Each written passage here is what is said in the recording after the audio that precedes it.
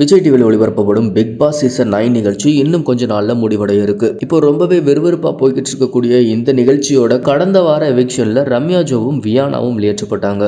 ஆரம்பத்துல 24 போட்டியாளர்களோடு தொடங்கின இந்த நிகழ்ச்சியில இப்போ 15 போட்டியாளர்கள் மட்டுமே இருக்கிறாங்க. பிக் பாஸ் சொல்றத எல்லா போட்டியாளர்களும் கேட்டு நடப்பாங்க.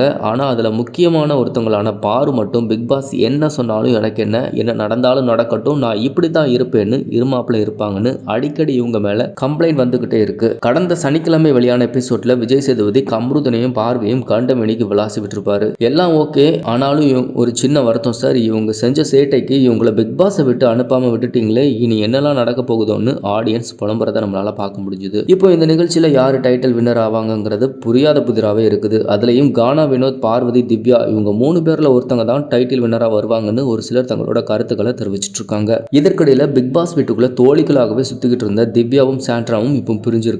சாண்ட்ராவோட கணவரான பிரஜன் வெளியே போனதுக்கு கூட திவ்யா தான் காரணம்னு நினைச்சிட்டு இருக்கும் சாண்ட்ரா திவ்யா மேல ரொம்ப கோபத்துல இருக்காங்க. கடந்த வாரம் கூட திவ்யா சாண்ட்ரா கிட்ட பேச போனப்போ அதை ஒரு பெரிய பிரச்சனையாக்கி சண்டை போட்டாங்க.